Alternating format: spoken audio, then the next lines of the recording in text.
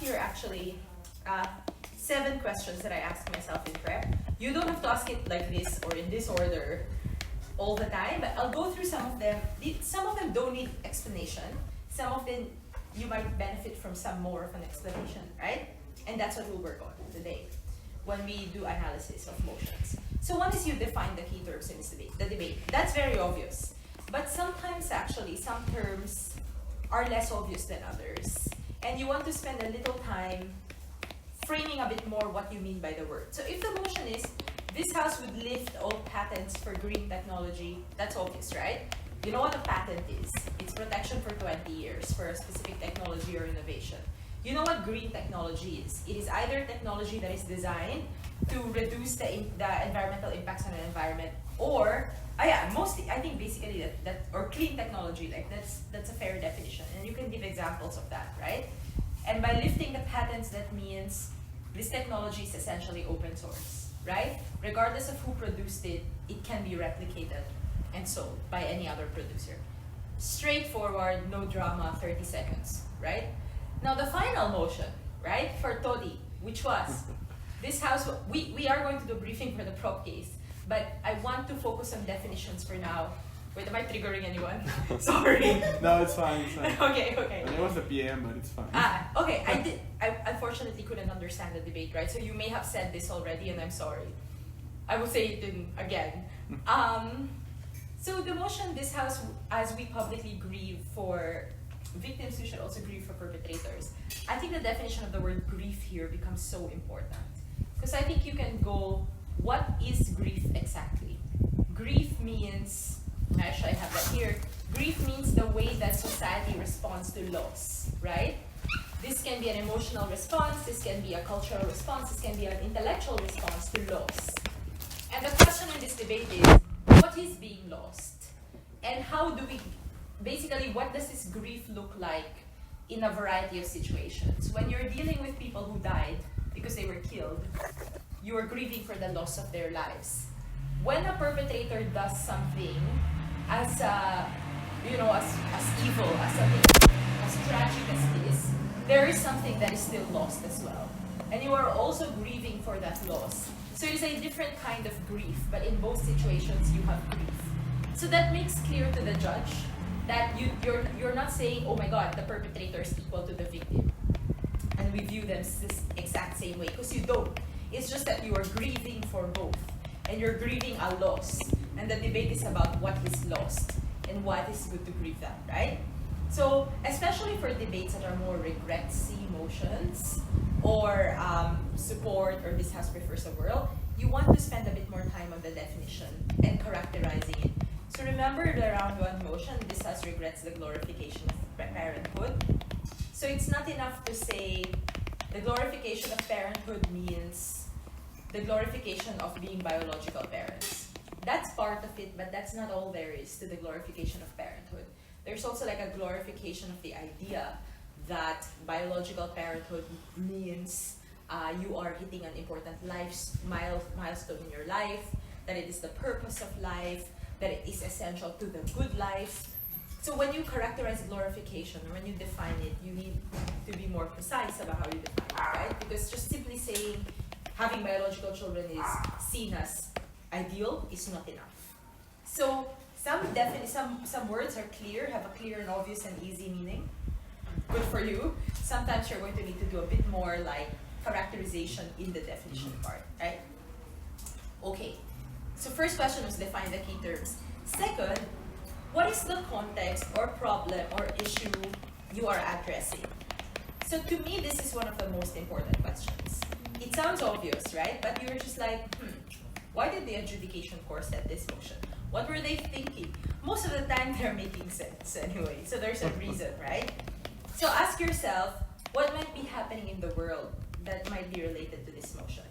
But the thing that many teams forget here is it's not just about identifying a general problem area and then applying the motion to that. What specific aspect of a problem does a motion address, right? So usually there are big problems, they're very broad problems, and you're not expected to solve the entire problem. and you're not expected to save the world in 7 minutes, right? So usually debate speeches are about addressing like a specific aspect of the problem. So here's an old motion. It probably doesn't apply anymore now. Actually, it could still.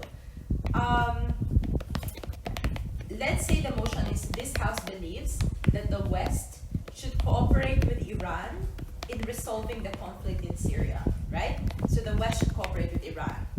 So what is the problem you're trying to solve here? The problem is, clearly, the general problem is that Syria is still getting worse. Assad, even if ISIS is gone, Assad is still massacring political opposition, right? Now, that's your general problem. But if you spend a lot of time giving people a history lesson about the ethnic conflicts in Syria, there's no point. But you're not solving all of that by cooperating with Iran, right? What specific aspects are you solving by cooperating with Iran? One, that Iran has influence over Assad. That Assad, who is running Syria now, trusts Iran.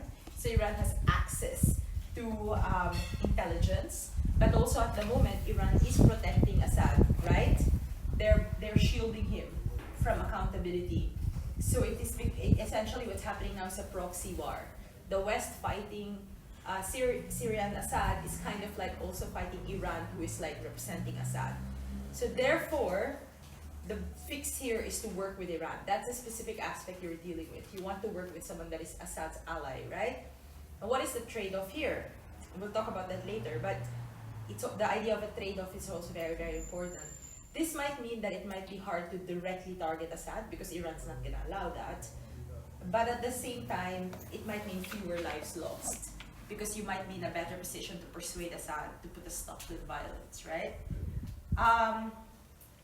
So focus on the aspects of the problem that you can actually address. Otherwise, it's not relevant. So one thing I always realize when I'm judging younger teams is I'm like, too big problem, too small solution. So a big part of case is just describing the problem. Okay, but it's not clear how the solution addresses the problem to the extent that it was described. So when you're describing the problem, you have to identify the specific aspects.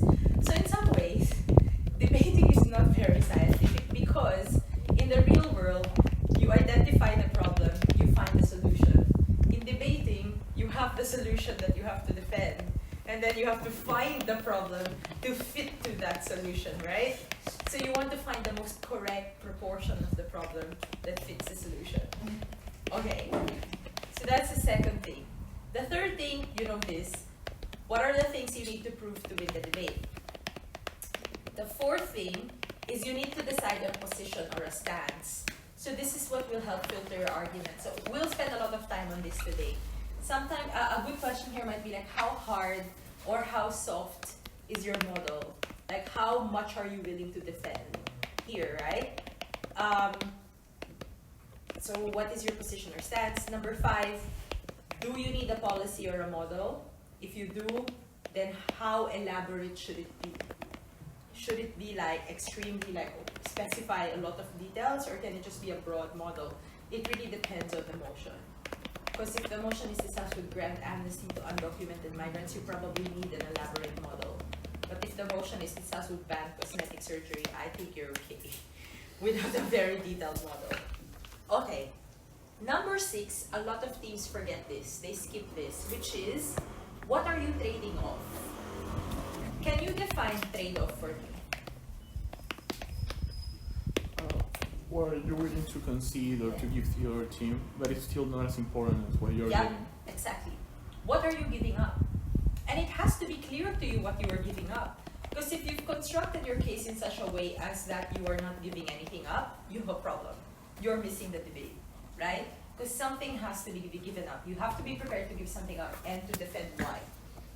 So last night we did mandatory parenting licenses, right? If you are an OG, you have to accept some people are not going to be parents, and it's not going to be a perfect test.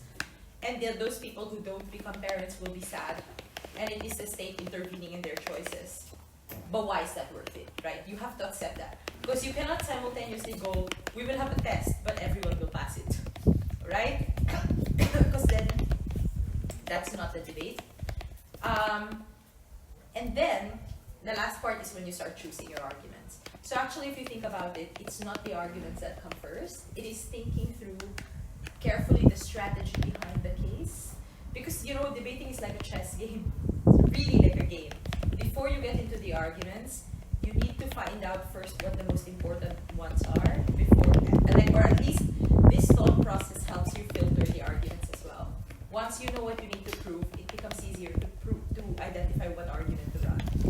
So like last night, what happened with us was, we'll do a mandatory test for parents, right?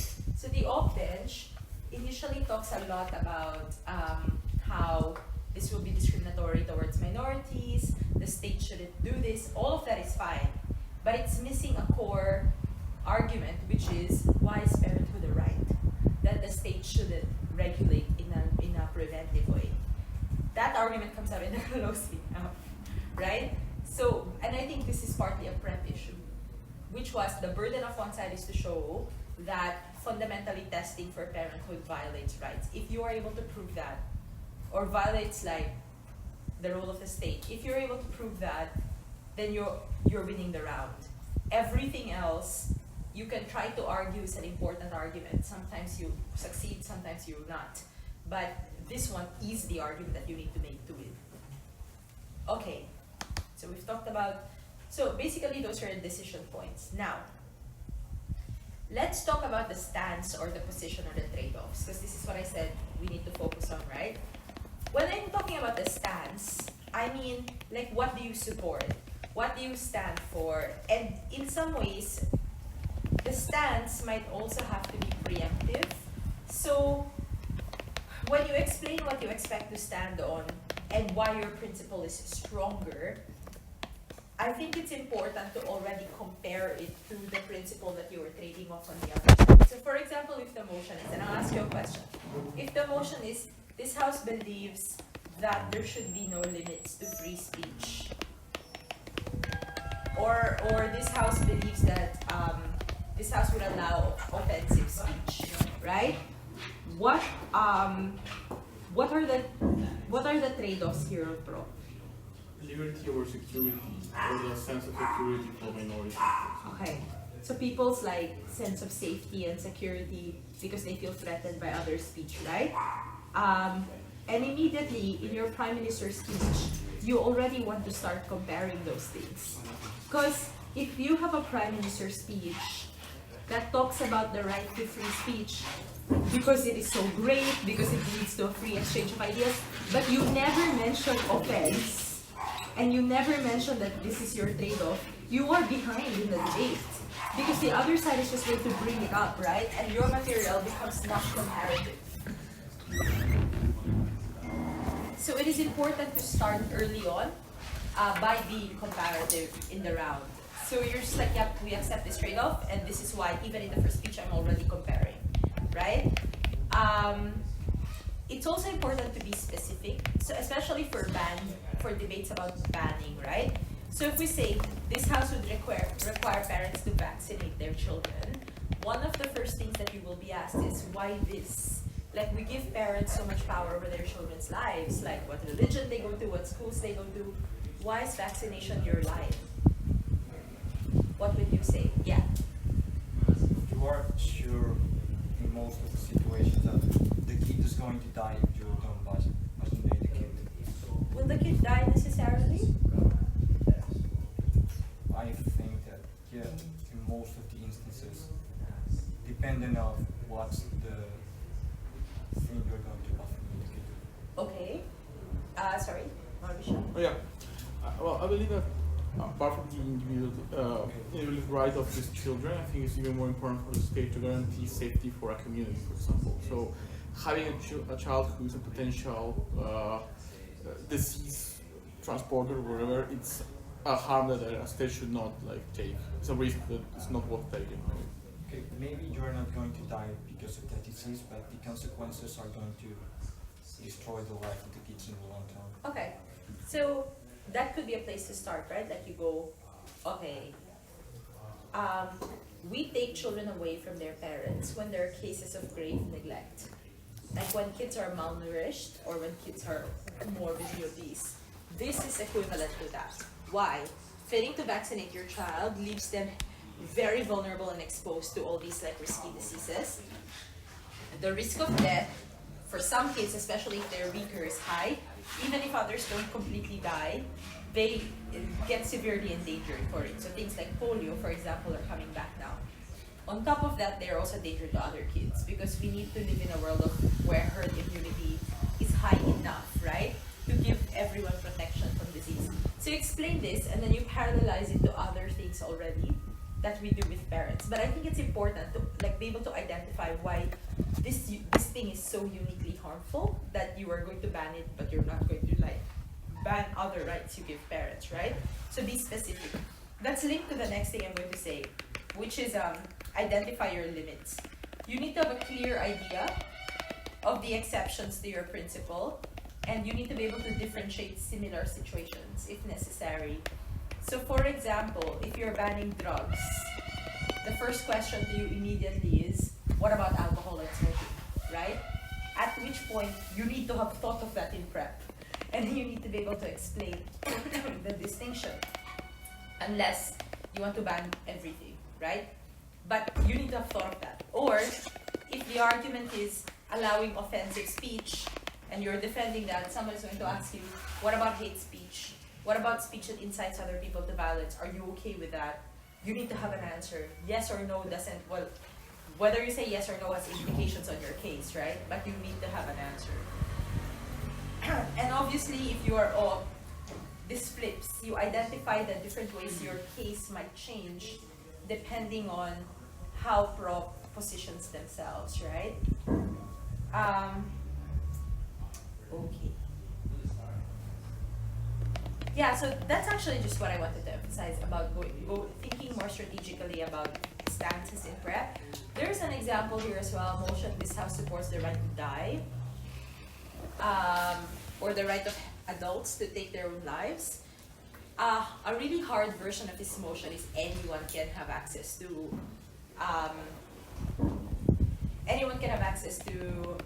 suicide or medication or services that allow you to take your own life. Super soft version of this policy which would be quite unfair, would be only in cases of severe and grave terminal debilitating illnesses where there's a guarantee of death in the next few months, certified in writing by medical physicians, and where you have prior consent by the individual in a will. And you're like, okay, no, that's not a reasonable interpretation of the motion. That is incredibly soft, right? And the correct debate is probably somewhere in between. Because the first one might have been a bit too difficult to defend and too high a burden as well. So I'm trying to remember the motions we said. So like the motion on, what was the quarters motion? Authoritarian parenting, for example. On prop, you do not have to defend parents hitting their kids. That's child abuse, that's not authoritarian parenting. And that would be too hard line a case. But it's true, because like Op is gonna be like, so are you okay with a world where the parents are the authority all the time, and therefore if the parents think something is right, it is always right? You'll be like, no, of course not. That's not authoritarian parenting, because we still have laws. So if a parent thinks robbing a bank is a great idea, and is trying to persuade their entire family to rob a bank, that is not what we are defending today. That is not what authoritarian parenting looks like, right? That's too high a burden. But then for authoritarian parenting, to say, oh no, authoritarian parents will also be like really empathetic and take into account their children's input in all of these problems, might be too low a burden as well, right? You might have to accept that children are not really going to be allowed much venting time, right? So how hard or how soft in your characterization? There are many other examples of this. Do you have any motions in mind actually, where characterization became an issue? For example, in the semifinals, the motion about whether we prefer a world with international rights or regional rights, regional courts or organizations. Like, as it was highly aesthetical, and we were like OG in that semifinal, we tried to establish some limits, because at some point opposition start asking us if, in, for example, Africa and some scenarios, things that are like objectively dishonorable, like I don't know, sexism and extremely authoritarian points of view, could actually be taken into account. So it was kind of an issue, a small issue in the debate, but we tried to establish since my PM speech that we are not planning to allow those things because those are within reasonable. And You could do that. To be honest, you could also say that regardless of whether, if authoritarians are so powerful, even if you have universal norms, they're unlikely to abide by them. So it's better to give them a sense of ownership over the process where they are more likely to tolerate, like, you are more likely to tolerate dissent from reformist, or let's say you are a theocratic Islamic country, right?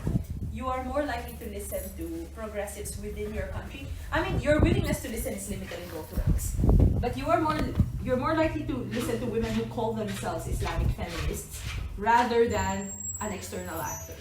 Because someone who works from within is still not seen as openly disrespectful, whereas someone who works from an external perspective is seen as imposing their perspective on you, and you are therefore seen as kind of like losing to them.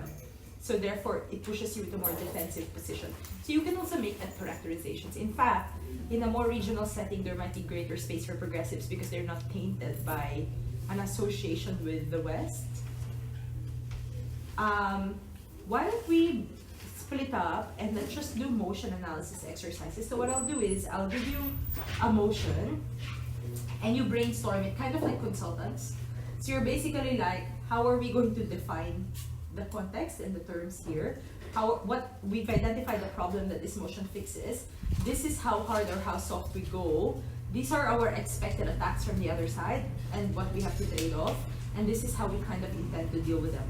Don't delve into the arguments. So you don't have to tell me this is our first or second or third argument. If you want to, you're welcome to. But I'm more concerned about the strategic decisions about the case in general. Do it for both prop and op.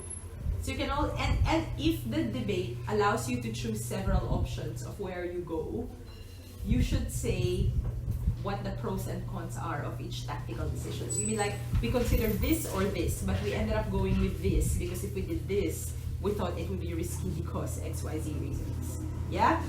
Okay. How do we do this? Three. Are any of you debating with each other, like teammates? You both. Cool. You both? Okay. Let's try to do it in a situation where you are with your teammates. So maybe the four of you can work together. So the four of you can work together, and then everyone else can work together.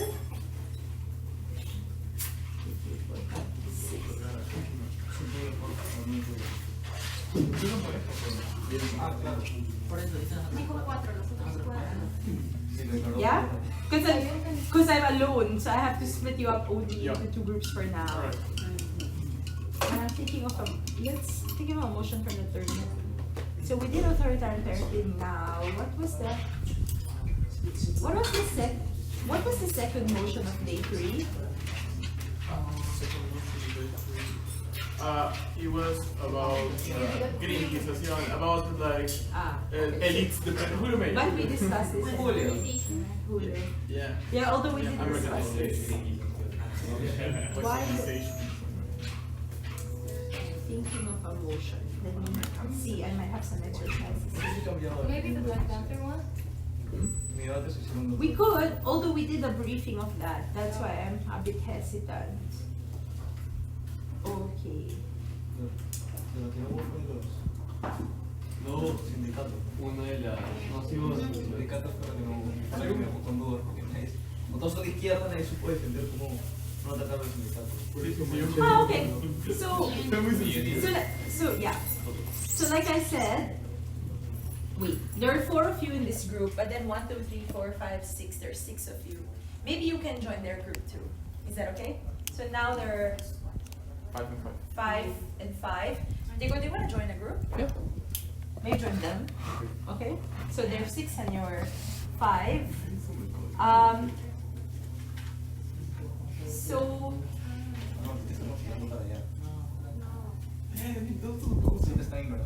No, él va para acá. Ah, ya. any of you did you attend the feminism lecture or no? Oh, you did. So I shouldn't give you. Actually, no. For you guys. This is fine. The group will have 2 teammates in it because it's just you who attended it. So this house believes that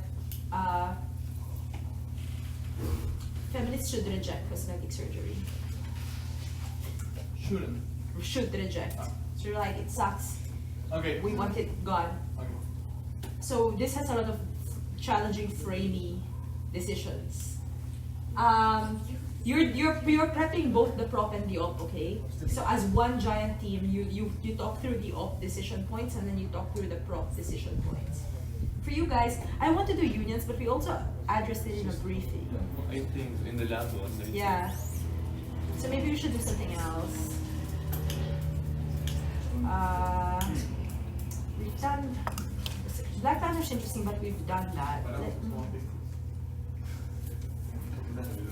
Let me look at our motions.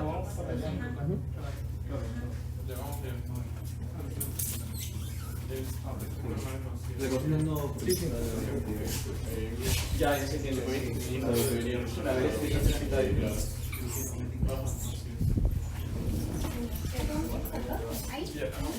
de nuevo por acá.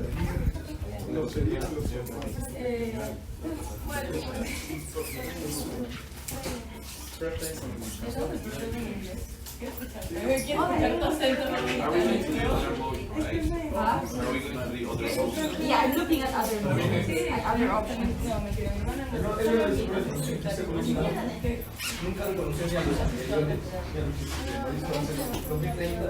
Okay,